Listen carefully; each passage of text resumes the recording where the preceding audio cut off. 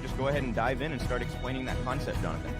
It's a big part of how Wall Street's been running us into a ditch for the last 30 years. The debt ceiling is not some sort of macroeconomic concept. The U.S. isn't really a great place, and it's not really the land of the free. Get 1,000 people together and let's go lay siege to City Hall.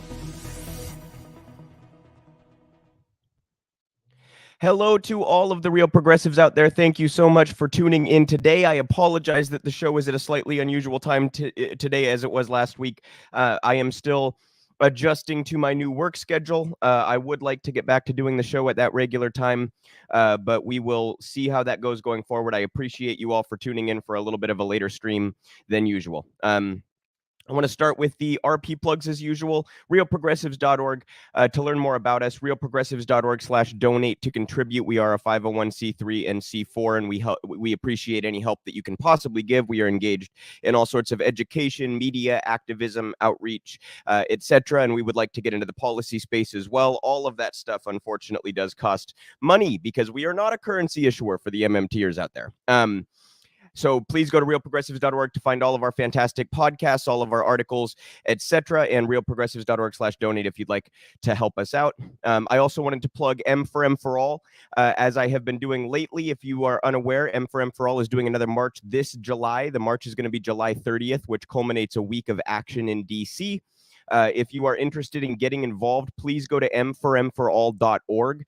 I put that in the description box. I forgot to cue it up here on StreamYard, but m4m4all.org if you would like to learn more about them, get involved, or contribute. And if you're in the DC area, please do make sure to get involved in the march on July 30th. Also wanted to show you guys a quick little teaser from M4M for All. Go follow them on Twitter as well, at M4M for All. They announced that Jeff Ginter, a friend of RP, is going to be one of the speakers at the march. They say the healthcare worker best known for obliterating then Congressman Tom MacArthur. If you haven't seen that clip, please go look up Jeff Ginter, Tom MacArthur. Will once again be joining us in Washington on Saturday, July 30th.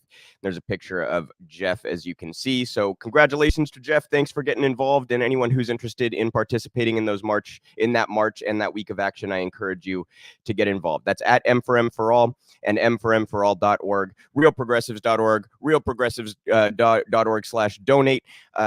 I know some of you probably are very sick of hearing the same plugs over and over again, but we really do appreciate the help if you're able to contribute. Also wanted to show you guys just a quick little tweet here. This is from a Good Politic guy who's been a regular guest on my show.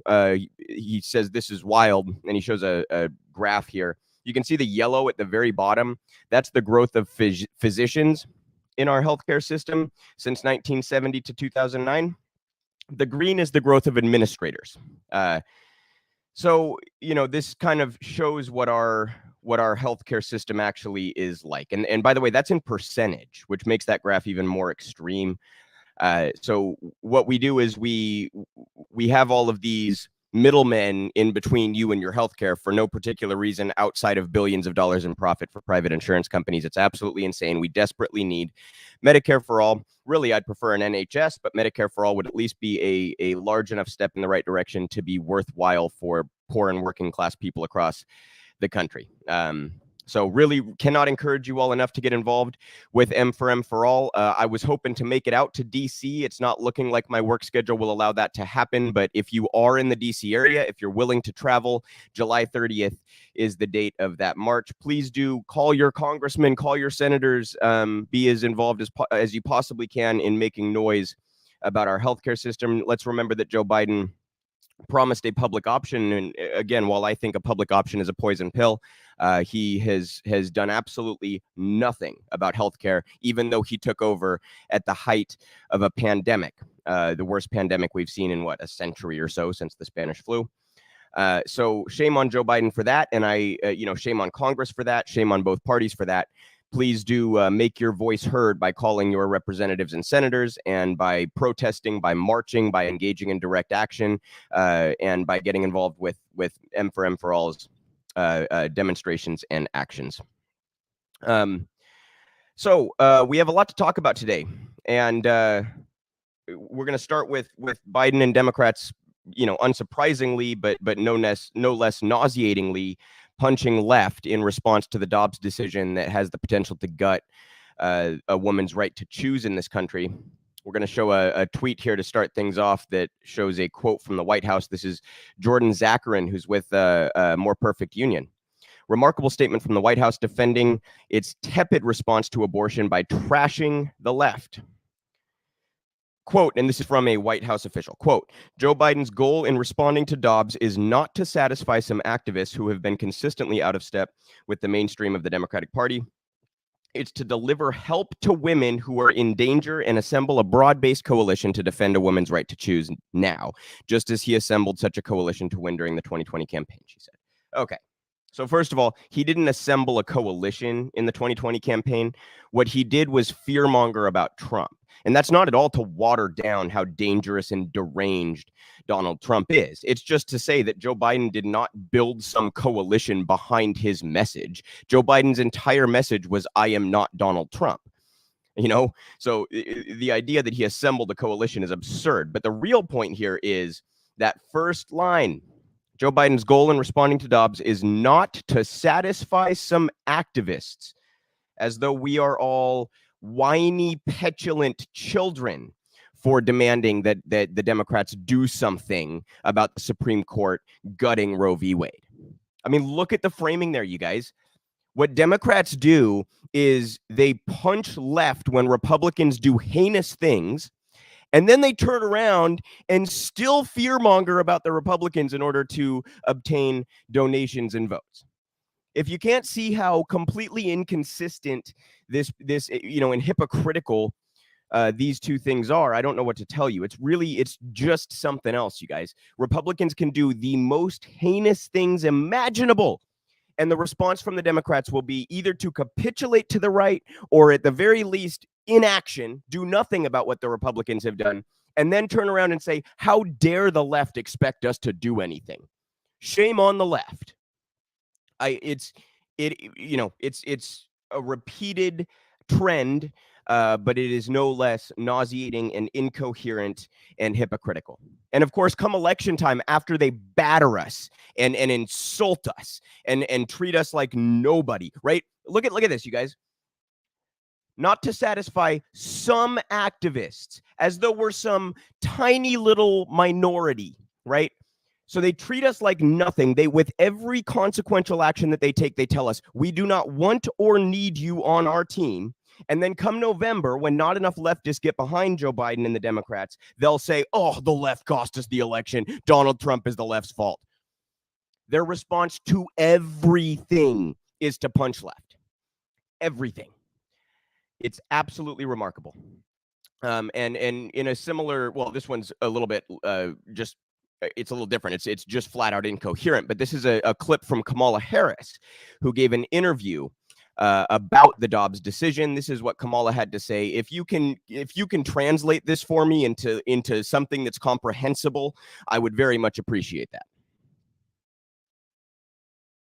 You have to abandon your faith, whatever that might be, to agree the government should not be making that decision for a woman. And so that's why I say, let women make those most intimate decisions. Let people make the most intimate decisions that are about what I call heart and home, which includes contraception, which includes same-sex marriage. Let them make that and be free to make those decisions without government interference. When you look back, did Democrats fail, past Democratic presidents, congressional leaders, to not codify Roe v. Wade over the past 5 decades?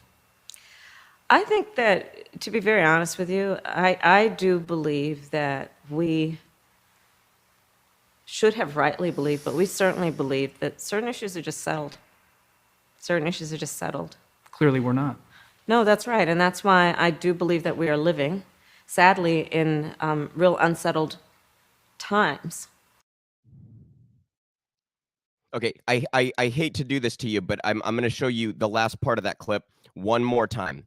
Seriously, if anybody, put it in the chat. If you have an interpretation of what the fuck she's saying, I mean, the woman is remarkable at saying as many words as possible without making a single statement or a single point. Let's watch this second part one more time. Seriously, if I'm watching the chat, Put something in the chat if you have any clue what the hell she's talking about. You have to abandon your faith. Democratic presidents, congressional leaders to not codify Roe v. Wade over the past 5 decades? I think that, to be very honest with you, I do believe that we should have rightly believed, but we certainly believe that certain issues are just settled. Certain issues are just settled. Clearly we're not. No, that's right. And that's why I do believe that we are living, sadly, in real unsettled times. Okay, that was a word salad. One of my favorite tweets about this, someone retweeted that video and put, a picture of alphabet soup. They were like, Kamala, every time she speaks. Yeah, that's basically right. I understand what's happening here from a political strategy standpoint. She can't. They've made their bed, so I don't want this to come off like an excuse because it's not. But from Kamala's standpoint, she can't criticize Obama and Pelosi and leadership for doing nothing. Because if she criticizes them for doing nothing, all of the party faithful loyalists will jump down her throat. But she also can't, she can't just say, well, they were right to do nothing, because then her entire voter base will be completely turned off. So you see how Democrats have with their rhetoric, combined with inaction for decades, how they have set themselves up for extraordinary failure and a complete inability to answer these questions. She can't just be honest and be like, yeah, we didn't fucking do it. We should have done it. So it's just incredible to me that this party has responded with so little and still expects us to support them, to donate to them, to canvass for them, to volunteer for them, to vote for them. What are we doing that for? I mean, it's you guys, even partisan Democrats who are not lefties are starting to be like, why the fuck did I vote? So they don't have an answer for this, and that's because their actions have been completely contrary to their rhetoric on these issues for a very, very long time. So in Kamala's case, I will say she's a little bit unique just in the sense that that's not that unusual of a clip for her. Even when something is politically a softball, like an underhanded, anyone could hit that out of the ballpark. She seems to bungle it somehow. She is just an incredibly, remarkably untalented politician. I think in my lifetime, I'm a young millennial. I was born in 94. So in my lifetime, the two least talented politicians that I have seen are Hillary Clinton and Kamala Harris. And I can't decide which one is less talented. And I don't even mean to get into policy with that statement, you guys. I'm just saying, when you speak, do people like you more or less? That's the basic measure. It's, and with both of those politicians, with both Kamala and Hillary, the more they're in the public, the more they speak, the less the public likes or supports them. So anyway, you can tell that the Democrats, I think I showed this last week. If I didn't, I apologize. But there was also an article that quoted anonymous Republican politicians basically saying, I'm stunned they haven't done more. So even the Republicans are like, when that leak came out and we had a month to prepare for the fact that the Dobbs decision was going to go as it went, the Republicans are like, we were preparing for the Democrats to actually do something. We thought they would try to put abortion clinics on federal land. We thought they'd try to stack the court. We thought they'd use the bully pulpit to try to codify Roe through Congress, etc. And the Democrats are like, no, we're not going to do fucking any of that. But we're still gonna campaign on it. What Democrats did when they got the month notice, the leak from the Supreme Court that this was going to be the way that decision went. What the Democrats did is they started writing fundraising emails. That really should tell you just about all that you need to know about this fucking party. So, and of course, then their inaction will contribute to them getting absolutely boat raced in November. And then they'll turn around and blame the left again and punch left again, just like we just showed you Joe Biden and White House officials are doing in response to Dobbs. So it's just incredible, you guys. The left can be like, hey, you should do something to protect women. The Democrats are like, we're going to do nothing. How dare you expect us to do something? But by the way, if you don't vote for us, then women are in danger. It's satire, you guys. it's satire. Like if someone proposed a story that described exactly how the Democrats have responded to this to the Onion would be like, that's way too on the nose. So anyhow, this is an issue that not only impacts literally half the fucking population, it also has the potential to gut a whole bunch of other rights, right? It has the potential to gut Obergefell. It has the potential to gut Lawrence. It has the potential to gut Griswold. It has the potential to gut Loving. So this could cut into protections for the LGBTQ community. It could cut into other protections for women. It could cut into protections for the Black community and racial minorities. So you cannot overstate what a catastrophic decision this is, and you cannot overstate the lack of response from this fucking party. And remember, I just want to point out, do you guys remember in the primary when Biden was trying to make his case against Bernie, and he kept saying, well, I can get things done. That Bernie guy, he's pie in the sky. I'll get things done. I know how to actually work with Republicans, and I know how to work with the Senate and all this shit. How's that gone? How's that gone? Like, while Democrats hold both chambers in the White House, Republicans gutted a woman's right to choose. It's insane. And if you're not as worked up about this as I am, shame on you. We have one more angle about this to cover, and that is the protests against Supreme Court justices and government officials more broadly, and the response from the media, from the Biden administration, etc. So I want to show you guys a clip here from Karine Jean-Pierre, who is Biden's relatively new press secretary, responding to a question. I think it's from Peter Doocy at Fox News, who's a royal sack of shit, but nonetheless is willing to press her because she's a Democrat, represents a Democrat. Basically saying, why are you in opposition to protesting these officials in public? Okay, this is Karine's response. We'll come back and discuss. People should be allowed to be able to do that in a restaurant. If it's outside of a restaurant, if it's peaceful, for sure. Really? Peaceful protest. Your first question to me was intimidation. So these justices, because protesters do not agree with an opinion that they signed on to, have no right to privacy, is what you're saying. But Peter, this is people have the right to, this is what a democracy is. People have the right to privacy? Of course people have a right to privacy, but people also have a right to be able to protest peacefully. Is that peacefully? It's the intimidation and the violence that we condemn. Okay, I have a number of things to say about this. First of all, if protest without intimidation has ever worked in any substantial way, please inform me. Protest is meant to be uncomfortable. It is meant to cause conflict. You don't get change without conflict. You don't get change without discomfort. So protest is by definition supposed to make the person that you are protesting uncomfortable. So the idea that she's like, well, they should be able to protest, but they shouldn't be able to intimidate. That's insane. And secondly, she tried to distinguish between public and private, right? On a couple occasions, you saw the caveat, public. Well, okay, when people are standing on a street, even if they're in front of a particular person's house, like, say, Justice Kavanaugh, they're in public. They're allowed to do that. They're not trespassing. I wouldn't even be opposed in this case to trespassing, but they're allowed to stand on the damn street. That's not private. So you see how they try to hide behind and misrepresent this situation and then hide behind their misrepresentation in order to defend the powerful. We also have a tweet here that's rather comedic that pertains to I mentioned Kavanaugh's house in particular.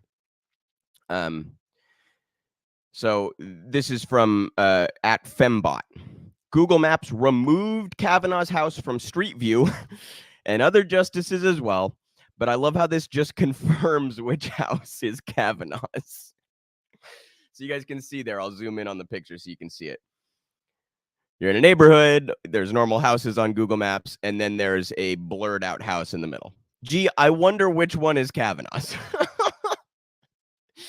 One of those like accidental, it's a little bit like the Streisand effect. Not quite, but it's a little bit like the Streisand effect where you're trying to cover up information. And unfortunately, you actually give away the very information that you're trying to cover up.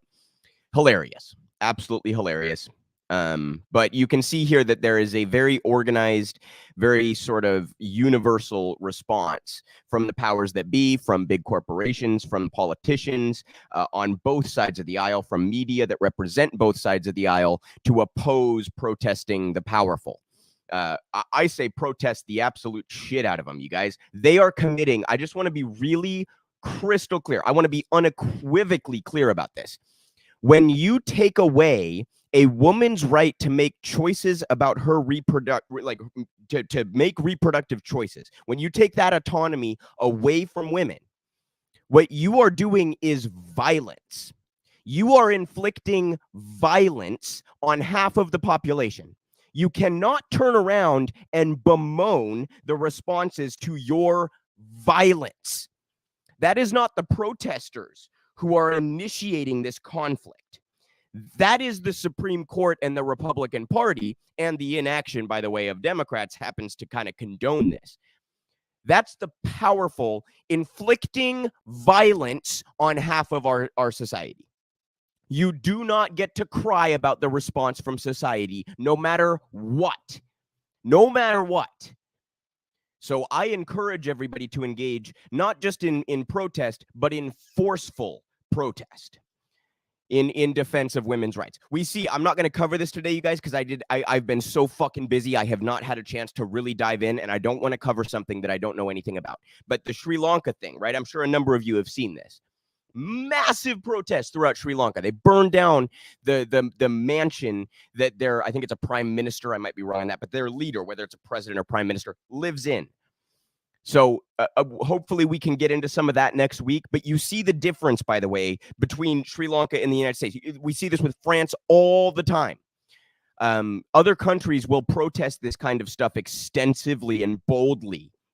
And in the United States, we so overfund police to stop that it is much, much, much more difficult.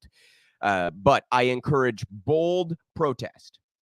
And I don't think that there are lines when the powerful are committing violence against half of our fucking society. I think that line has been crossed, and you have what you got coming, right?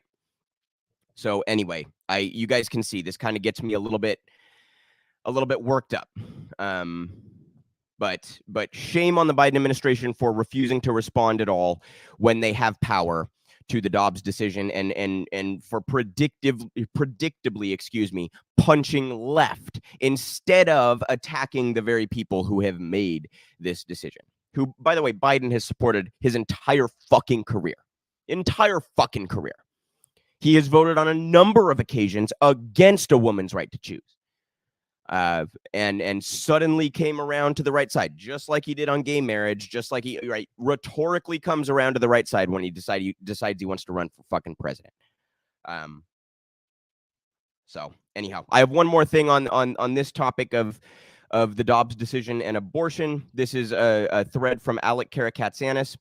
We're going to get into some more of his work later today as well. If you're not following him, he's an excellent follow on Twitter and an excellent journalist at Equality Alec. He always breaks down crime rhetoric and legal things, how the press reports issues pertaining to prosecutors' offices and police and that kind of thing. And he's pointing out here, he says, it's incredible that the Biden administration and most news outlets are not pointing out that huge amounts of federal cash, surveillance, and weapons are flowing right now to police departments that are enforcing abortion bans. Biden and the DOJ should stop it tomorrow.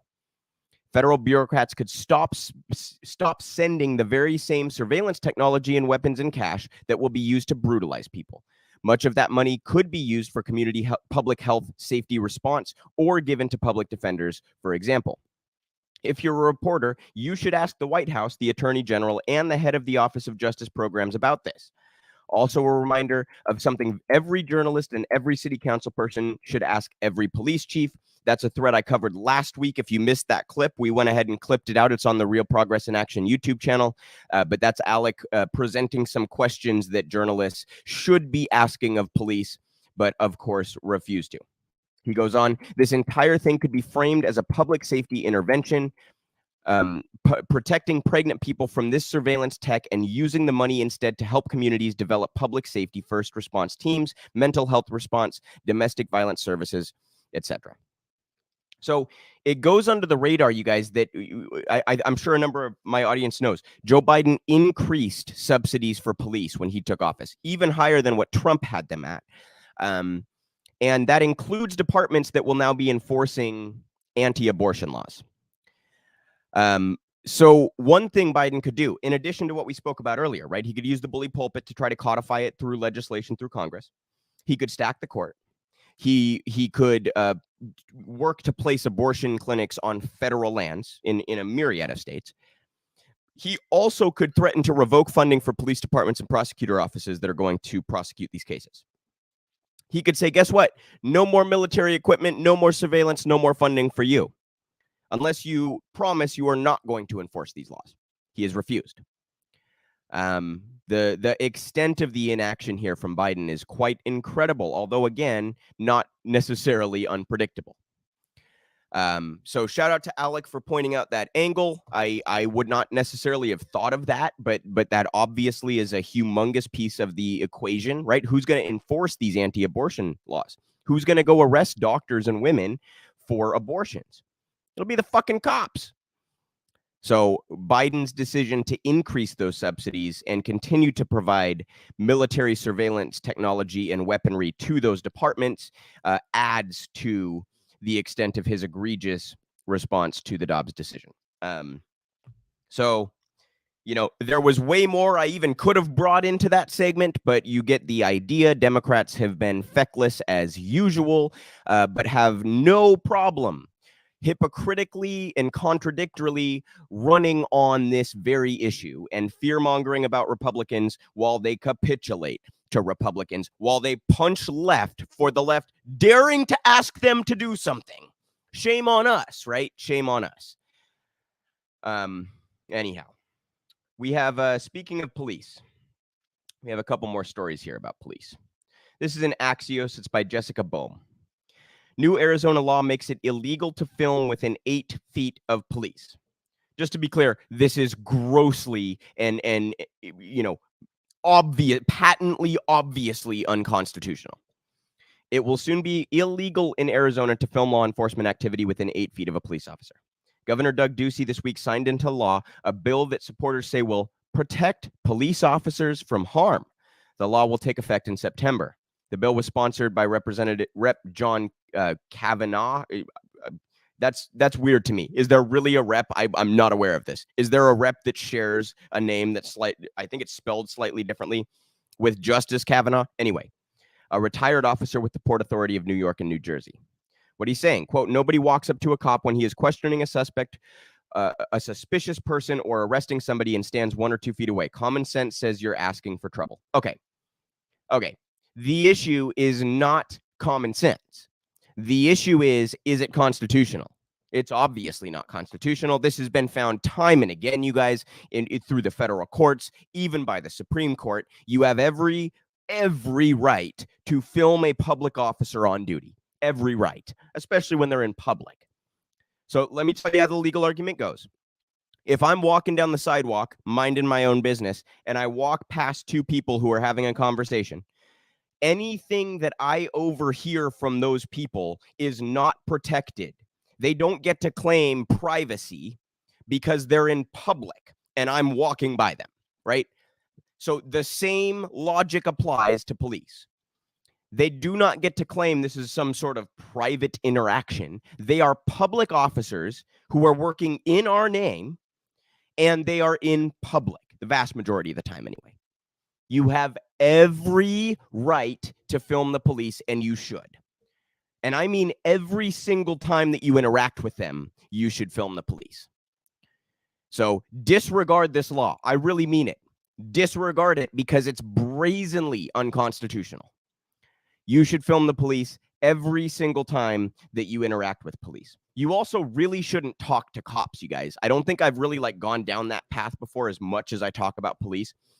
Under no circumstance should you talk with the police. I don't care how friendly they're being. I don't care how they approach you. You should not talk to police, and you have a right not to. In fact, that's in your Miranda rights, right? Which were just also partially gutted by the Supreme Court. But anyhow, You do still have a Fifth Amendment right to due process, and that includes a protection against unreasonable search and seizure, which means that police cannot just question you about anything whenever they would fucking like. You should never talk to the police, period, full stop. And you should film them at every opportunity. And I would include you guys, when you're going about your day, if you see someone else having to deal with the police, you should walk up, pull out your phone, and start filming them. I don't care if you're in Arizona or elsewhere. You have a constitutionally protected right to film the police.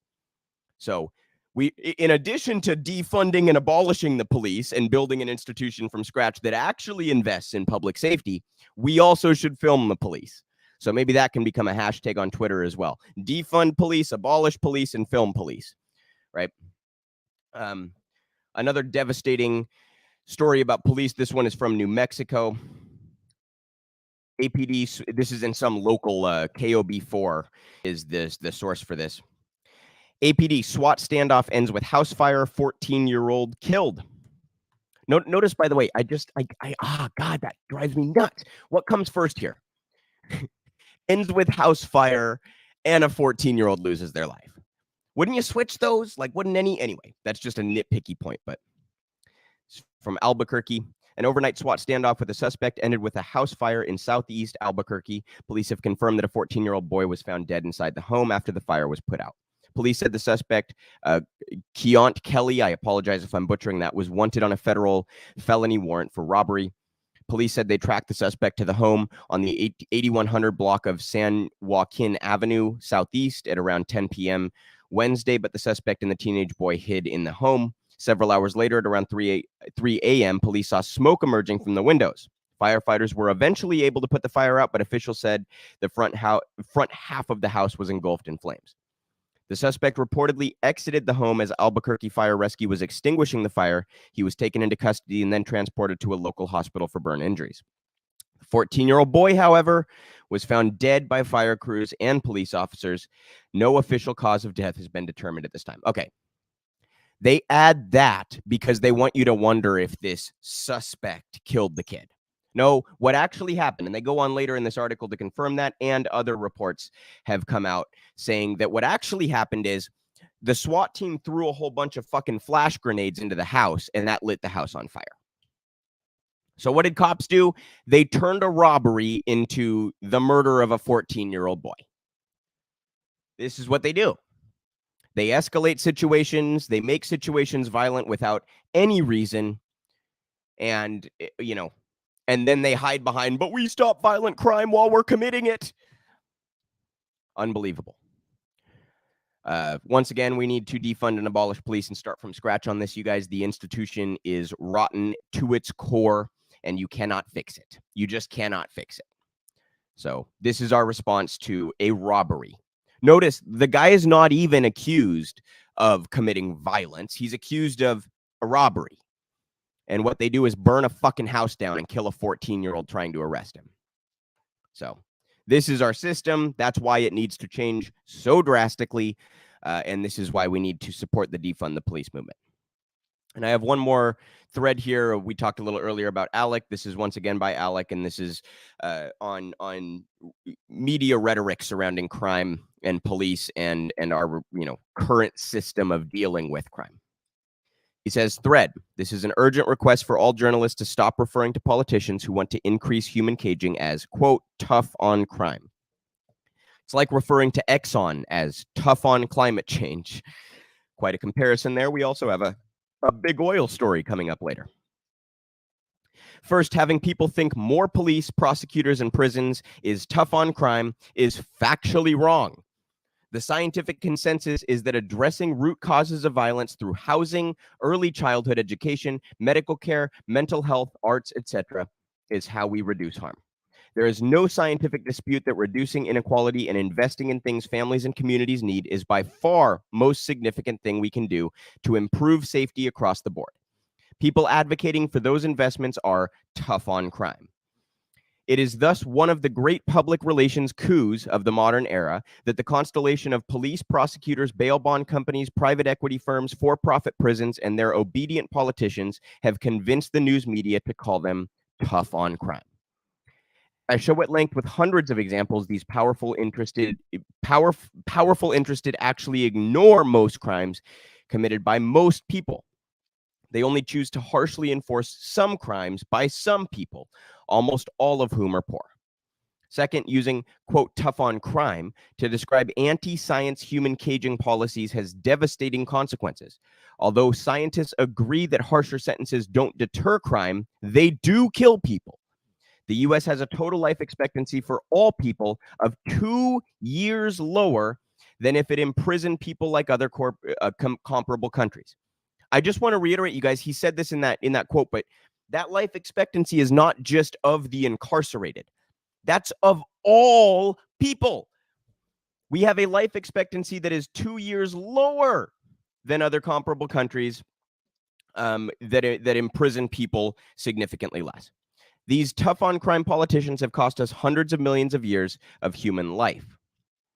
Finally, calling right-wingers who want to selectively use state violence against powerful people tough on crime is a major strategic blunder for people of goodwill who care about preventing the rise of fascism. It is absolutely essential that ordinary members of the public not automatically associate dangerous, ineffective right-wing state violence, largely against the poor, the working class, and people building power for social movements, as necessary for their own safety. If people associate right-wing state violence with their own safety, no matter how much this resembles flat earth superstition and science denial, the right-wing movement of overt fascism will be hard to stop. Journalists must see this and be more objective about these words. So Alec, once again, you guys, I just really cannot encourage you all enough to follow him and support his work at Equality Alec on Twitter. He just does a remarkable job of punching through the propaganda that we see from media outlets all over the country on a regular basis. And he's really even, before I even started reading Alec's work, I was, sort of opposed to the way that the media reports on crime and police. And he has opened my eyes so much further and elucidated so much of this stuff to me. He has pointed out the dynamics, the ins and outs of how that propaganda actually works. And I just really cannot encourage you all strongly enough to follow his work. He's also, as I read through these threads, you guys, almost every week I bring you a thread from Alec. He's constantly referring back to other articles and other threads he's written and things. So please go check them out so that you get a more detailed understanding than I have time to bring you in one segment of my show, right? At Equality Alec, go give him a follow if you really want to understand how the media condones and facilitates the violence and misconduct that we see from police and prosecutors on a regular basis. So that's what we have on police for today. But obviously that is an institution that needs to be rid of and replaced. And I don't care what slogan you want to use. I know some people are critical of defund the police and abolish police. I choose to use them because I think they're just accurate. But whatever you want to call it, that institution needs to be replaced, completely rid of and replaced with an institution that, for example, was not started by slave catchers and does not have racism and classism cooked right into it from inception. So we have a story here in The Guardian talking about how glyphosate, which is a cancer-causing weed killer, has been found in 80% of U.S. urine samples. This again is The Guardian. It's by Casey Gillum. Disturbing. Weed killer ingredient tied to cancer found in 80% of U.S. urine samples. CDC study finds glyphosate, controversial ingredient found in weed killers, including popular Roundup brand, present in samples. I'm sure a number of you are familiar. These stories have gone back a long time pertaining to Roundup in particular, but glyphosate, an incredibly dangerous chemical that we simply choose not to regulate in any significant way. More than 80% of urine samples drawn from children and adults in the U.S. In a U.S. health study contained a weed-killing chemical linked to cancer, a finding scientists have called disturbing and concerning. The report by a unit of the Centers for Disease Control and Prevention found that out of 2,310 urine samples taken from a group of Americans intended to be representative of the U.S. population, 1,885 were laced with detectable traces of glyphosate. This is the active ingredient in herbicides sold around the world, including the widely used Roundup brand. Almost a third of the participants were children ranging from 6 to 18. Academics and private researchers have been noting high levels of the herbicide glyphosate in analyses of human urine samples for years. But the CDC has only recently started examining the extent of human exposure to glyphosate in the US, and its work comes at a time of mounting concerns and controversy over how pesticides in food and water impact human and environmental health. Quote, I expect that the realization that most of us have glyphosate in our urine will be disturbing to many people, said Leanne Shepard, professor at the University of Washington's Department of Environmental and Occupational Health Sciences. Thanks to the new research, we know that a large fraction of the population has it in urine. Many people will be thinking about whether that includes them. Shepard co-authored a 2019 analysis that found glyphosate exposure increases the risk of non-Hodgkin's lymphoma, and also co-authored a 2019 scientific paper that reviewed 19 studies documenting glyphosate in human urine. Both the amount and prevalence of glyphosate found in human urine has been rising steadily since the 1990s, when Monsanto Co. introduced genetically engineered crops designed to be sprayed directly with Roundup, according to research published in 2017 by University of California, San Diego School of Medicine researchers. Paul Mills, the lead researcher of that study, said at the time there was an urgent need for a thorough examination of the impact on human health from glyphosate in foods people commonly consume. More than 200 million pounds of glyphosate are used annually by U.S. farmers on their fields. The weed killer is sprayed directly over genetically engineered crops such as corn and soybeans, and also over non-genetically engineered crops such as wheat and oats as a desiccant to dry crops out prior to harvest. Many farmers also use it on fields before the growing season, including spinach growers and almond producers. It is considered the most widely used herbicide in history. So I'm sure a number of you know some things about Monsanto, how they have essentially monopolized the seed market in many industries, and how they punish farmers by bleeding them out legally and taking them to court knowing they can't afford attorneys. So Monsanto has monopolized much of the agriculture industry and demands that their genetically engineered products be used, which are then sprayed with Roundup. This is, again, hardly surprising, you guys. The corruption in this country means that major chemical producers can get away with whatever the fuck they want. And I'm just kind of astounded that this has gone on as long as it has gone on without more significant pushback. I remember hearing about this they made us, like, in middle school health, they made us watch documentaries that had information about how Roundup was dangerous and how Monsanto had monopolized the agriculture business. So the fact that this is continuing to be such a major problem is just something else to me. I mean, it's just like so many other issues, right? Like, how have we let the climate crisis get this far, et cetera, et cetera. But that was a remarkable story. 80% of us have glyphosate in our urine, and it's cancer causing. How does that make you guys feel? And by the way, there are a select few people who actually can afford to avoid that, right? You can say grow your own food, and I support that 100%. You want to grow your own food or have a garden, 100% support that. That's an excellent thing to do for a myriad of reasons.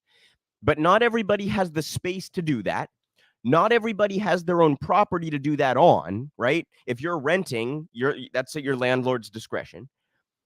And if you want to eat any significant portion of your diet from your own garden, you have to have quite a bit of space, you guys.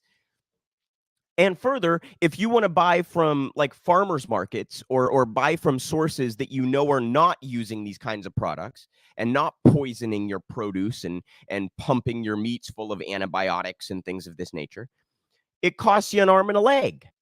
So it's cost prohibitive for much of the country to avoid this.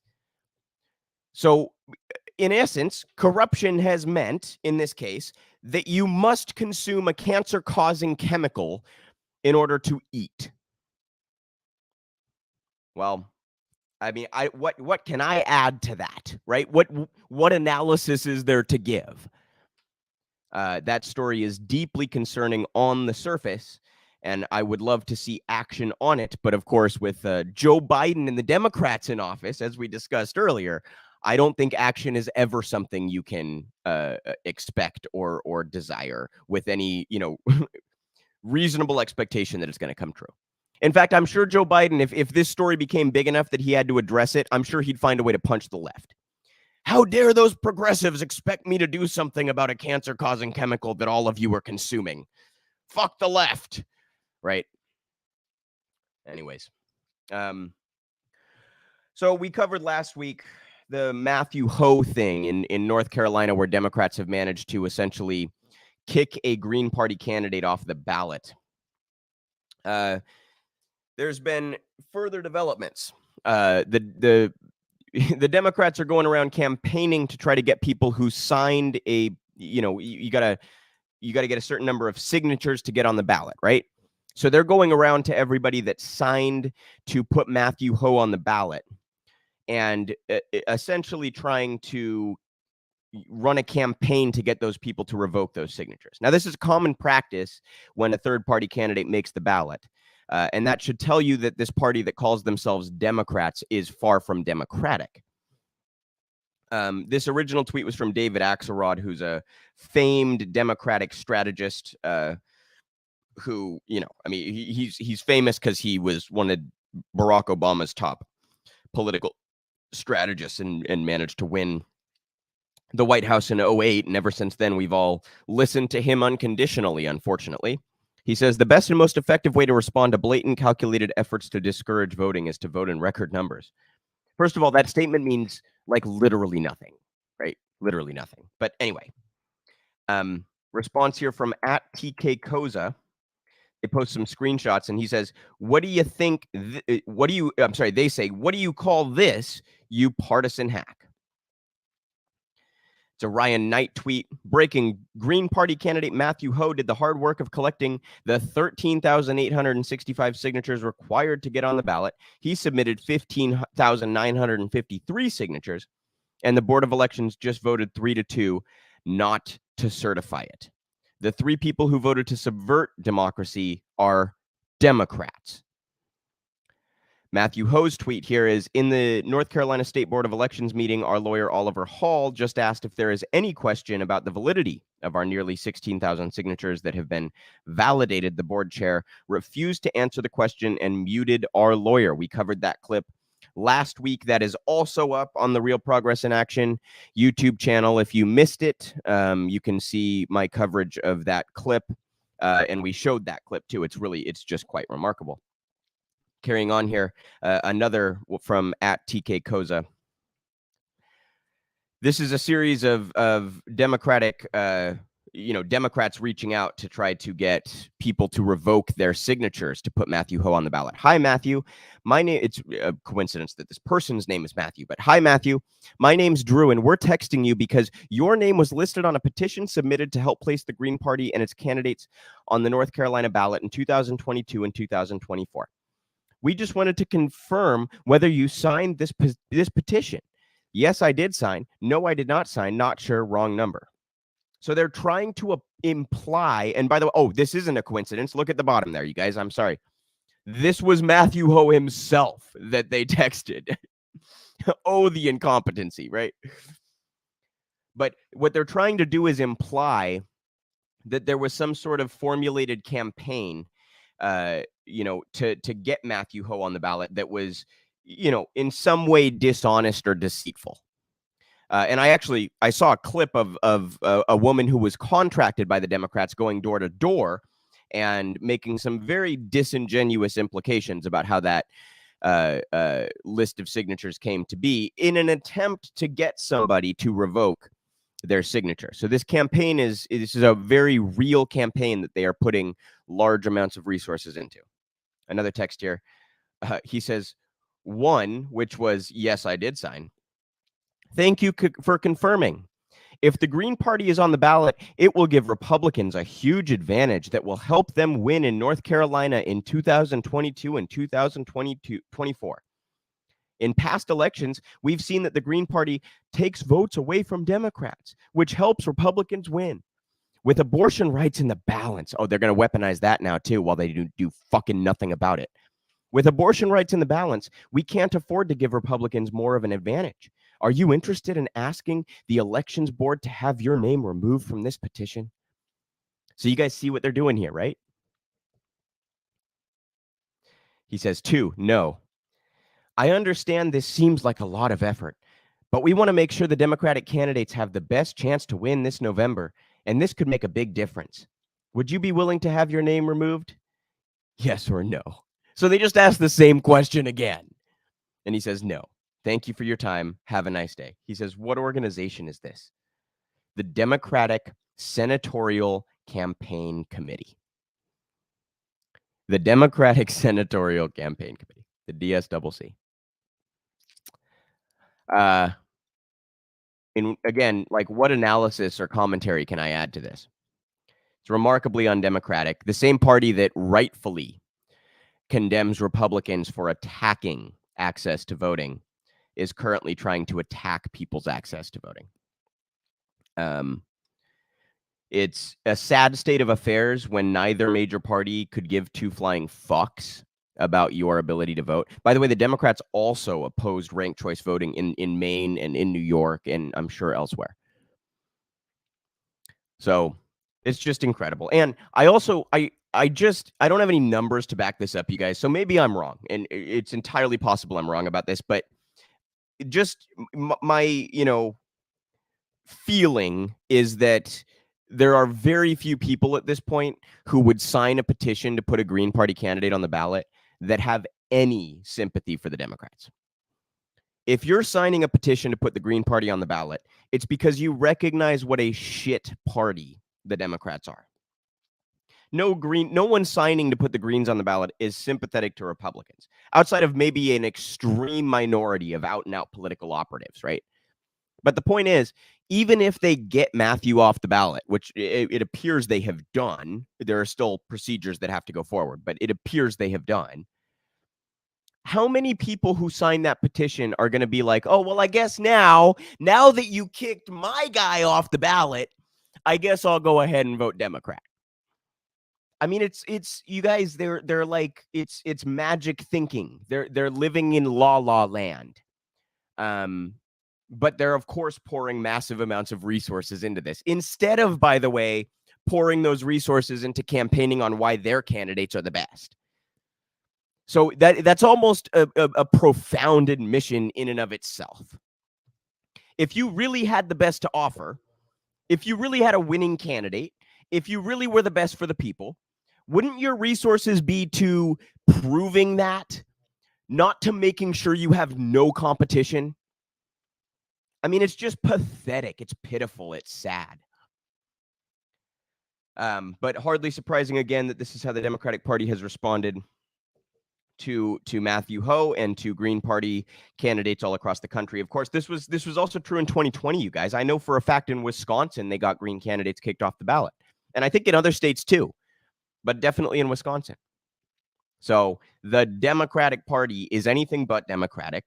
And they know that they don't have anything to offer, so they can't just win an election outright. They know they have to play this kind of dirty pool to even have a chance. And again, I don't even think their dirty pool is effective, because who are you winning over with this?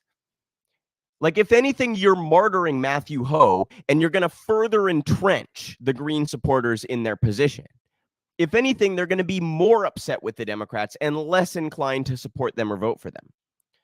So it's kind of a fascinating dynamic in that sense, but it's a very revealing strategy from the Democratic Party. And again, hardly surprising, but very worthy of coverage, right? So we'll keep up on that as developments present themselves. But it looks like the Democrats are going to be successful in removing Matthew Ho from the ballot in North Carolina. And again, like I'll be surprised if that makes a difference. Democrats might win that election, but I don't think it's going to be because they kicked Matthew Ho off the ballot. And frankly, they're going to get mollywopped all across the country. So if I had to bet on it, I would probably bet on the Republicans in North Carolina at this point. And It's another instance where Democrats are wrong both on principle and in strategy and in practice. So we have a story here about Amazon. This is in Jacobin. It's by William Banks.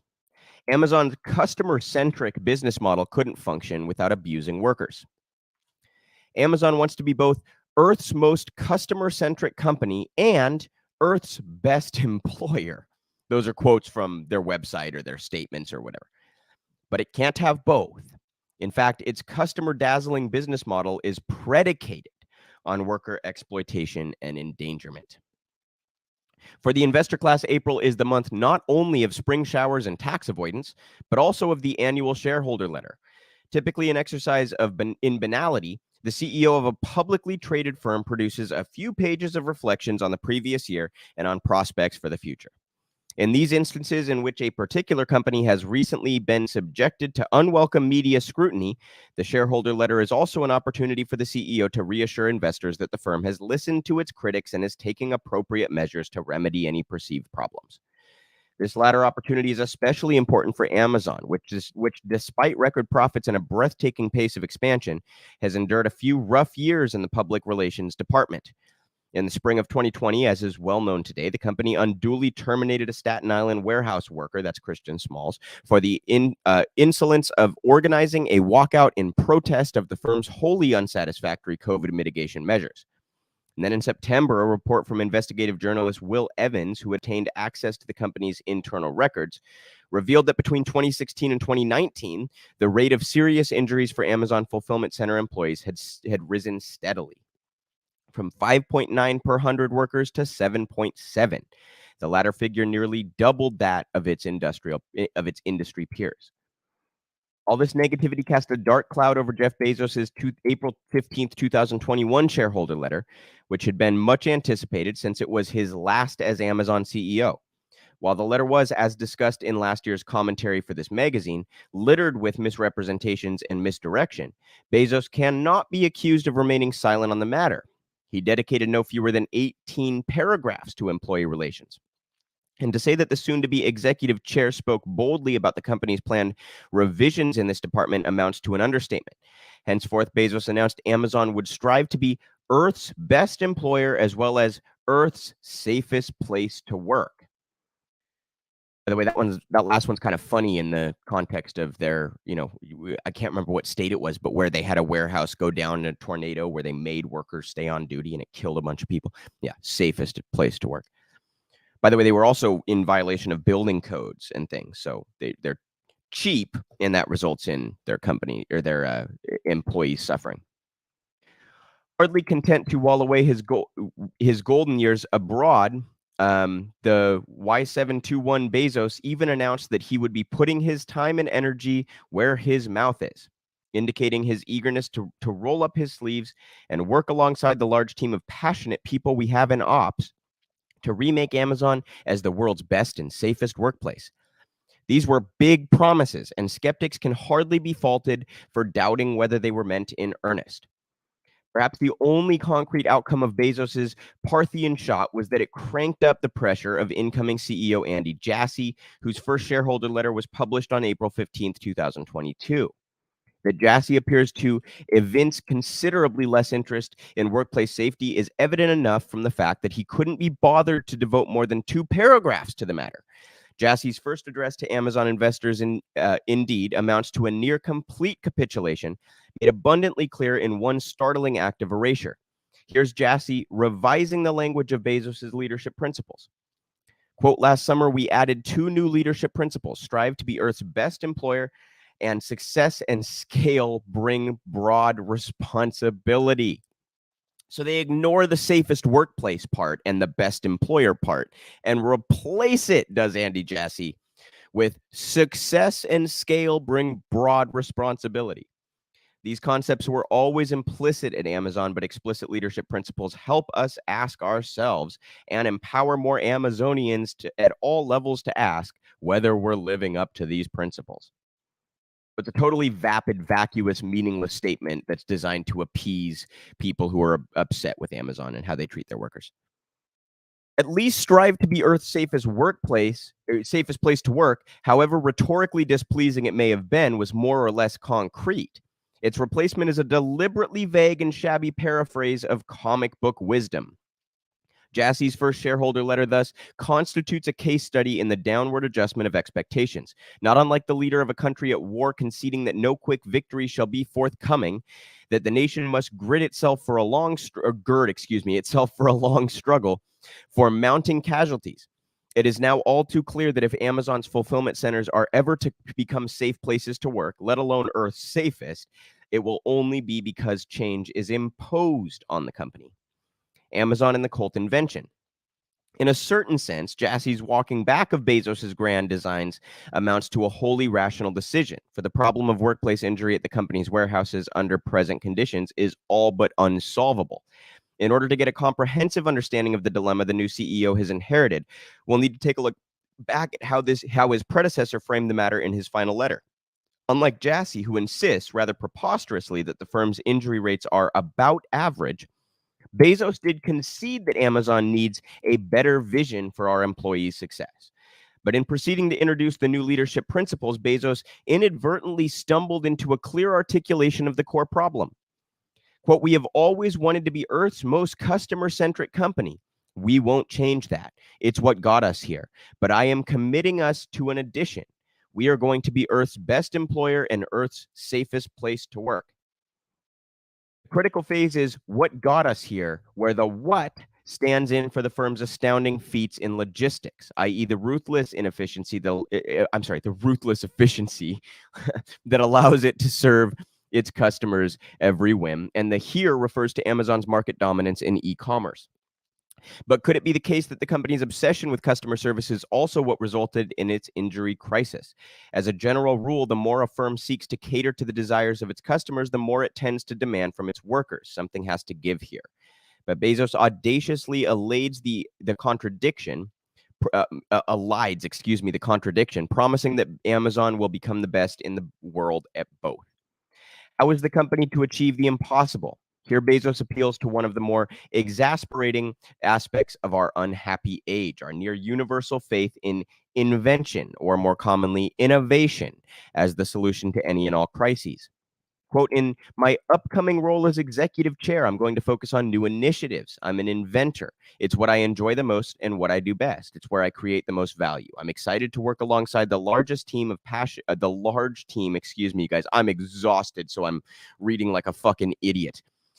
It's where I create the most value. I'm excited to work alongside the large team of passionate people we have in ops and help invent in this arena of Earth's best employer and Earth's safest place to work. On the details, we at Amazon are always flexible, but no matters of vision, on matters of vision, we are stubborn and relentless. We have never failed when we set our minds to something, and we're not going to fail at this either.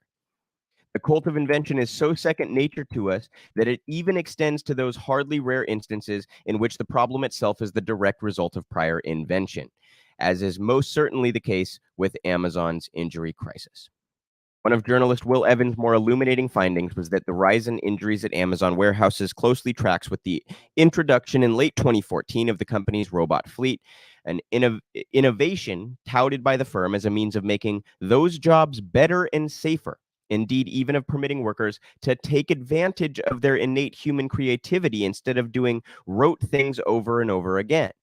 Setting aside the subjective and rather laughable component of this claim, the serious injury rates in Amazon's robotized facilities are consistently higher than for its non-robotized factories.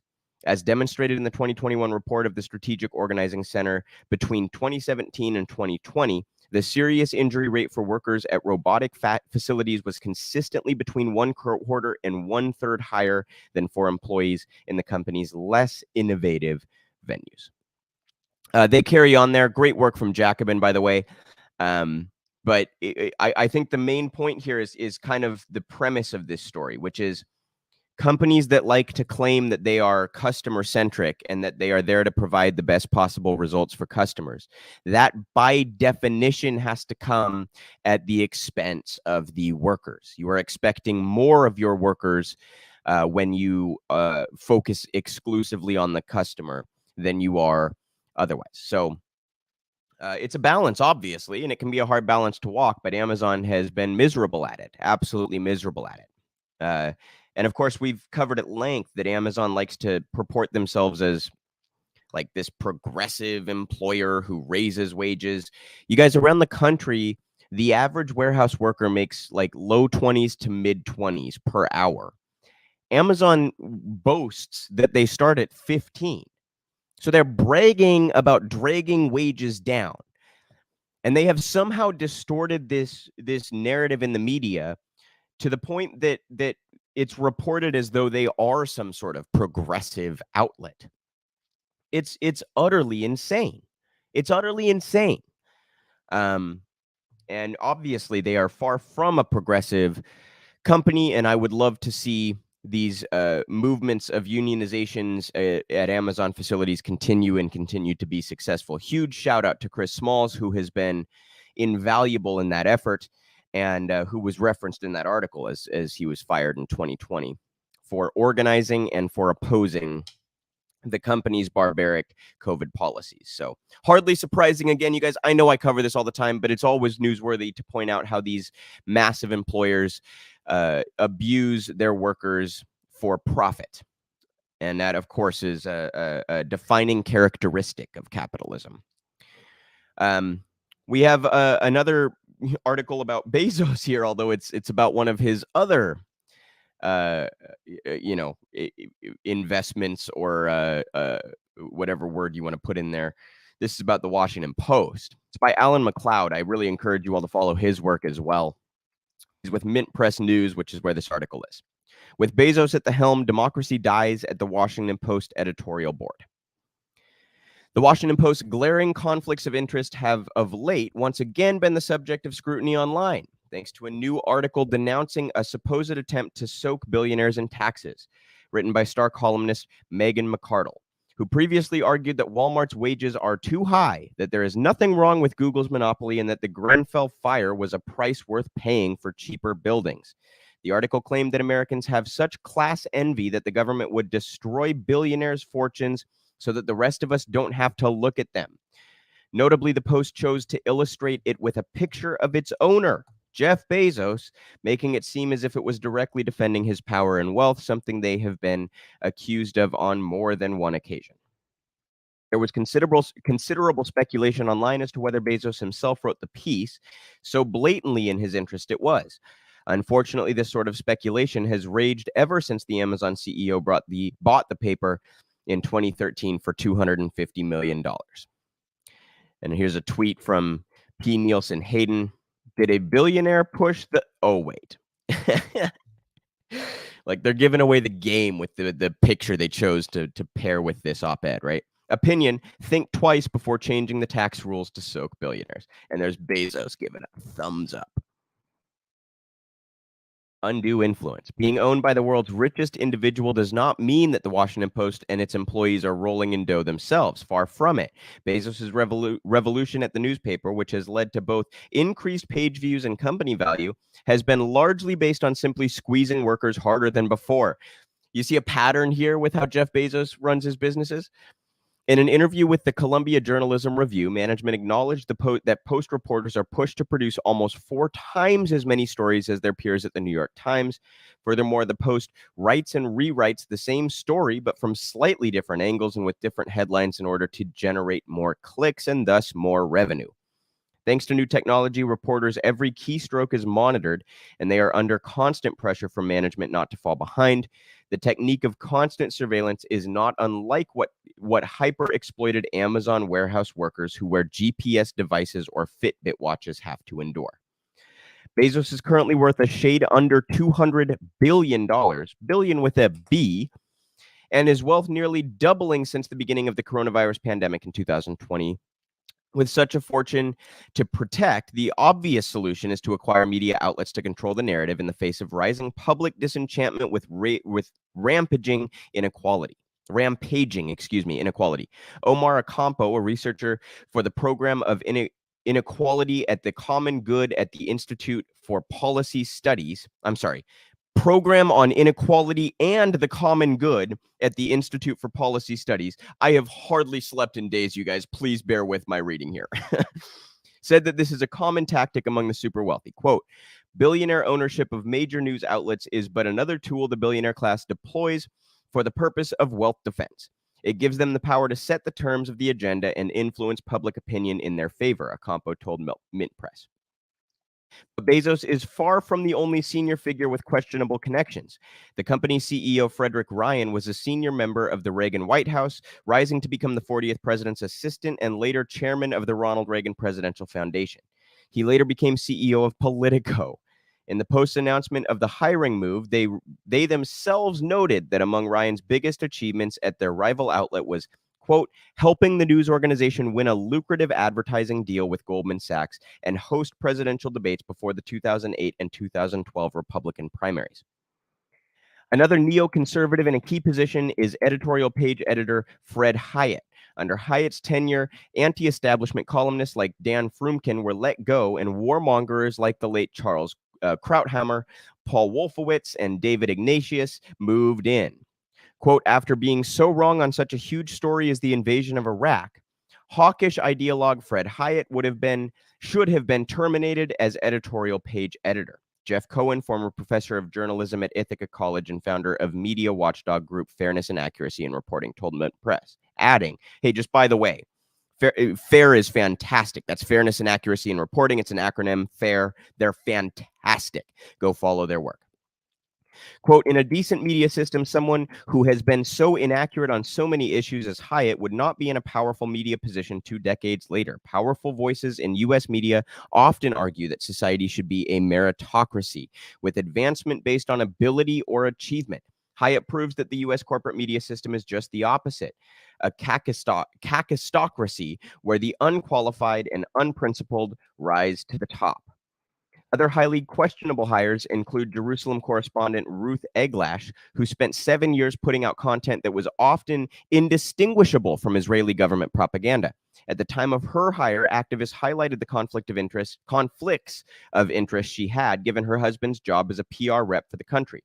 In November 2020, Eglash quit the post to become chief of communications for the Israeli ambassador to the United States and United Nations. Quote, my experiences as a journalist have afforded me a great instinct of how to better tell Israel's unique story, she said, adding, quote, a strong U.S.-Israel relationship and showcasing Israel's successes to the world has always been a passion of mine.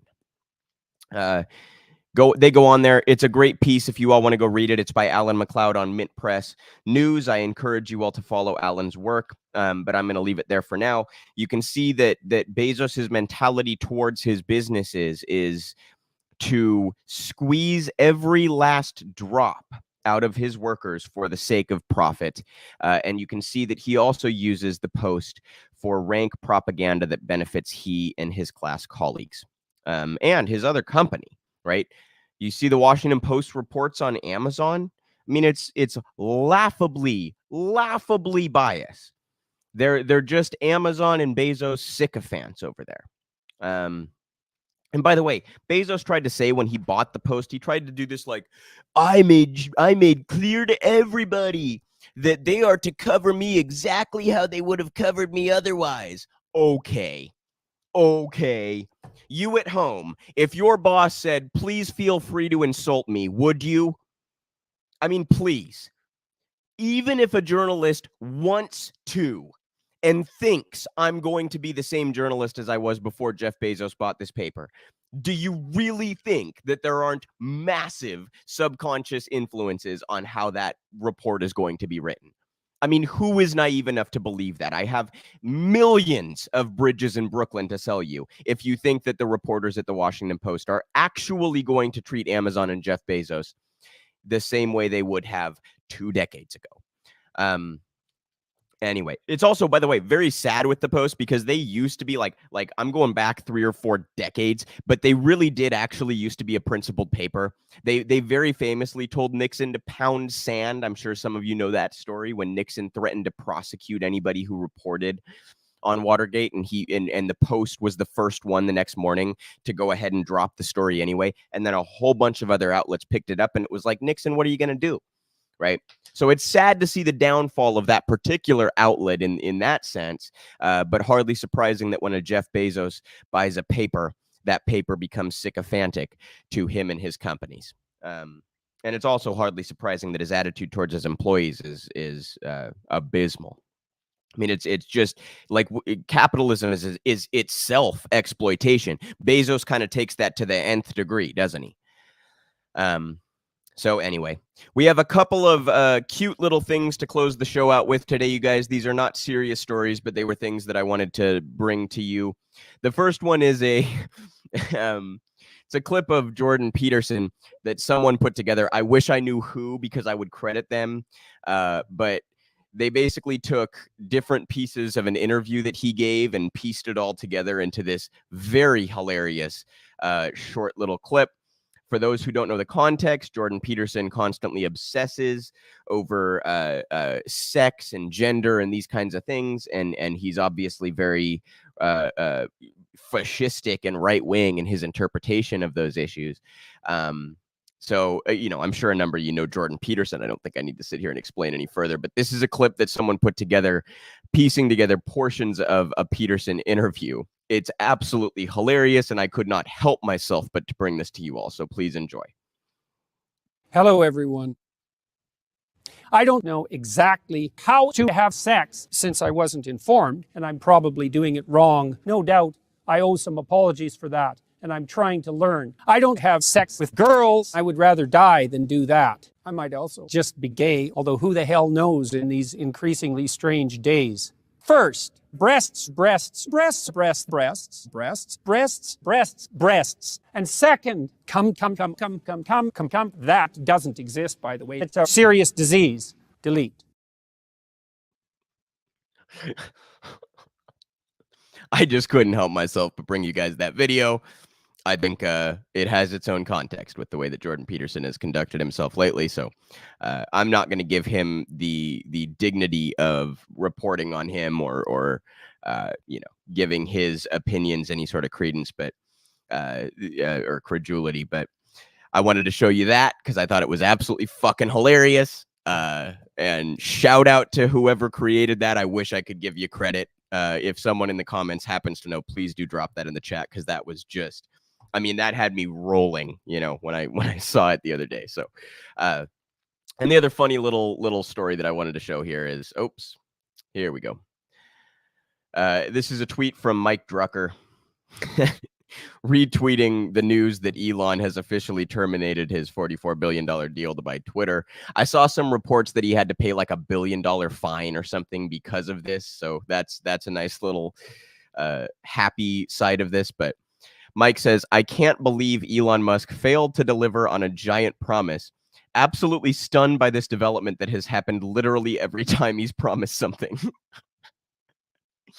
Do you guys remember when Musk promised to like end world hunger in X number of years or something, and then he just did nothing to do it? Like, I mean, the guy just, the guy is, he's something else. And all this news coming out about like twins that he had or something rather with one of his own employees. And he's a very unserious human being. And I think it's a fascinating social study that so many people online seem to be so obsequious towards Elon Musk. And he just kind of has this fan club, this cult following that will absolutely jump down your throat if you dare to criticize Elon about anything. This to me is an overall positive development. And I just want to be clear. I've talked about false dichotomies before pertaining to this. Two things can be true at once, you guys. The current ownership of Twitter, which I believe is like in large part the Saudi government and other nefarious individuals and institutions, that can be bad. And the way that Twitter engages in censorship and how they handle their business, it all can be bad without it making it good for Elon Musk of all fucking people to buy the fucking platform. Both things can be bad. And Elon is far from the solution to any censorship concerns that anyone in my audience might have about Twitter. Elon consistently censors his own workers and suppresses their ability to organize. So this to me is an overall positive development. Twitter has much work to do. I do want to make that clear. I don't support what Twitter currently is as a platform, but Elon was not the solution, and anyone who thinks he was might be one of those "oh daddy Elon" people. So I am seriously though, like in just from a sociology standpoint, I'm really fascinated how he obtained that following. It's an interesting case study, but great tweet there from Mike Drucker pointing out that every time Elon has promised anything of consequence, he has either backed out or failed. So with that, you guys, I am going to call it a show. I know these last couple of weeks have been much shorter than usual, and I was gone for 2 or 3 weeks. It's been a very difficult time for me lately. For those that didn't see a couple months ago, my mom passed, and that's been very difficult to deal with. And it's also been a lot of, it's work to get her house ready to sell and to go through her things and stuff like that. So I'm starting a new job, and I've been spending all of my days off driving down to deal with that. And it's just been a very, very hectic, difficult time in my life lately. So I apologize for the lack of content and not doing shows that are 3 or 4 hours long like I like to do. I really do enjoy being here with all of you and talking politics, and I am humbled and honored that that so many of you tune in. I know I'm not getting millions of views out there. I don't mean to overstate it, but I am sincerely humbled and honored that so many of you give a shit what I have to say. So thank you for your support. And I hope to be back to doing much more regular shows and providing much more content for you in the future. Once again, just want to give the Real Progressives plugs. realprogressives.org to learn more about us, realprogressives.org/donate to help us out. We are a 501c3 and C4, and we appreciate any help that you can give. We do MMT educational content. We do outreach and organizing. We do media, obviously. We are trying to get into the policy space, and all of that stuff costs money. So if you are willing to donate or become a monthly donor, realprogressives.org/donate. Also, don't miss out on all of our fantastic podcasts. Our founder and CEO, Steve Grumbine, does the Macro and Cheese podcast on Saturdays. He's also doing Rogue Scholar throughout the week, and he's also been on Status Quo quite regularly. For those that are fans of Jordan and his work over there at Status Quo, go check out Jordan and Steve's fantastic content over there as well. Don't miss the Up and Up with Jody Newell talking to activists, and don't miss my show on Sundays. We also post clips of the show that are divided by topic throughout the week. You can find those on the Real Progress in Action YouTube channel.